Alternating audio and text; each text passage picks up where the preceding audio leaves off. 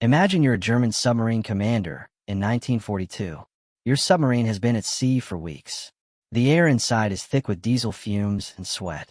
Food is rationed. Sleep comes in short, restless bursts. Above you is nothing but miles of black ocean. Below you, pressure that could crush steel. Then the hydrophone operator raises his hand. Propellers. Slow. Heavy. Unescorted. A convoy is moving across the Atlantic. Fuel, food, ammunition. Everything Germany's enemies need to keep fighting. You've tracked it silently for hours, adjusting speed, calculating angles, waiting for the moment when escape will be impossible. You don't surface. You don't fire yet. You wait. When the order finally comes, the torpedoes leave the tubes without sound. Seconds pass. Then the ocean erupts. A ship breaks open. Another slows. Panic spreads across the convoy. Searchlights sweep the darkness. Guns fire blindly into empty water. But you're already gone, slipping back into the depths, untouched and unseen. And you realize something chilling. This isn't a single attack. This isn't luck. This is strategy. By 1942, German U-boats were sinking ships faster than the enemy could replace them. Entire supply routes were collapsing. Nations were being starved without ever being invaded. A war was being fought, and nearly decided, far below the surface. The weapon responsible wasn't a battleship. It was an air force. It was a fleet of German submarines, each built for a specific role, each evolving as the war demanded more range, more stealth, more killing power. This is the story of every German U-boat class used in World War II. The machines that turned the ocean into a battlefield, and came closer than anyone expected to changing the outcome of the war itself.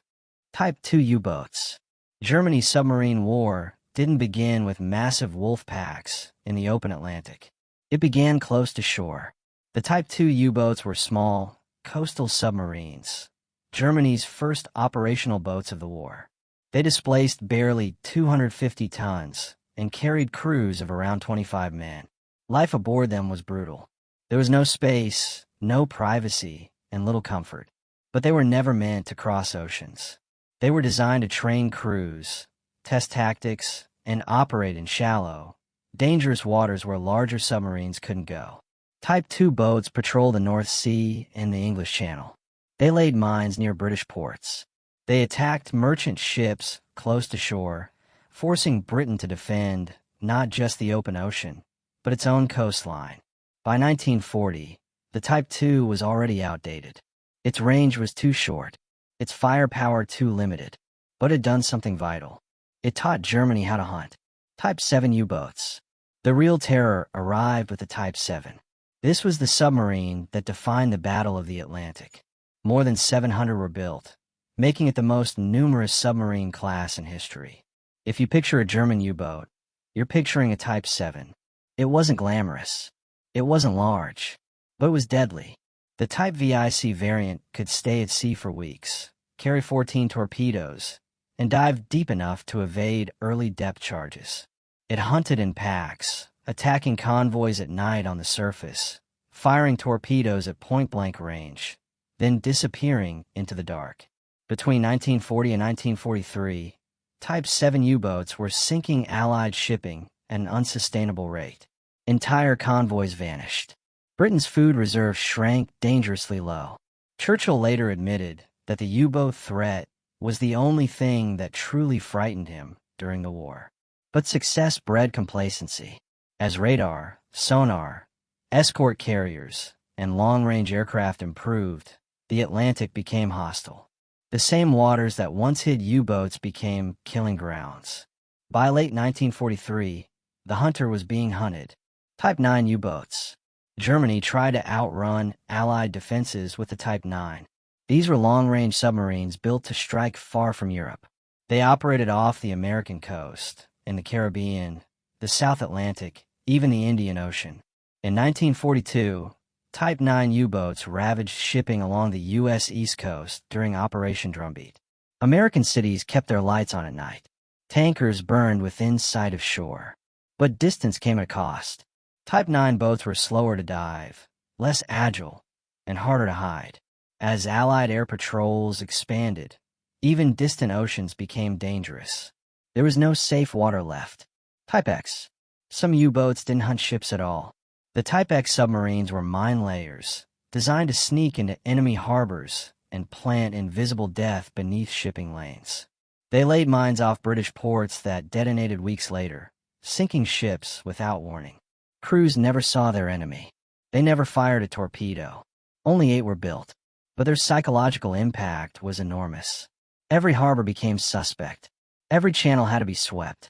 The ocean itself became a weapon. Type 14. The Type 14 U-boats were nicknamed milk cows. They carried no torpedoes. They weren't designed to fight. They were floating supply depots, massive, slow, and packed with fuel, food, spare parts, and ammunition. A Type 14 could refuel up to 12 U-boats in a single deployment, effectively doubling their patrol endurance. For a time, the milk cows were invaluable. They allowed Type VII and Type IX U-boats to stay on station longer, hunt deeper, and strike harder. But they also became high-priority targets. Allied codebreakers cracked German naval codes and began tracking the rendezvous points where U-boats met their supply submarines. One by one, the milk cows were hunted down and destroyed.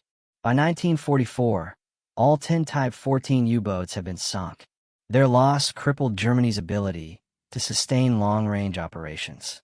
The U-boat fleet's reach contracted. The noose tightened. Type 21. Germany's last gamble was the Type XXIII, Elektroboot. This was the first true submarine, designed to live underwater. Faster submerged than on the surface. Nearly silent.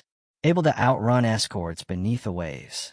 If it had arrived in 1943, it might have changed everything. It arrived in 1945. Too late. Too few. Too unfinished. The future had come, but the war was already lost. After the war, every major navy studied the Type XXIII. Its design influenced submarine development for decades. The United States, Britain, and the Soviet Union all built submarines based on its principles. The Type XXIII was the future, but it arrived too late to save the past. Type 23. Germany also developed the Type XXIII, a smaller coastal version of the Elektroboot concept.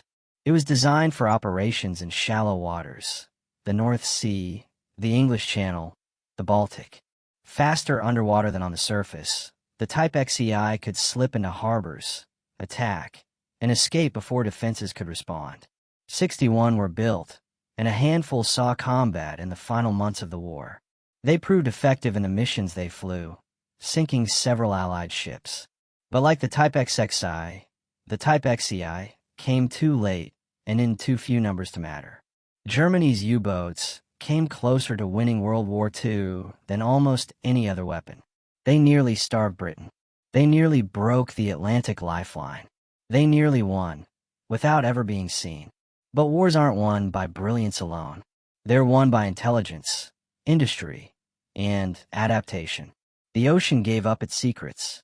The hunters became the hunted, and the silent service fell silent. If you want to understand how machines nearly changed history, aircraft, tanks, submarines, this channel exists for that reason. Because history isn't just what happened. It's what almost happened.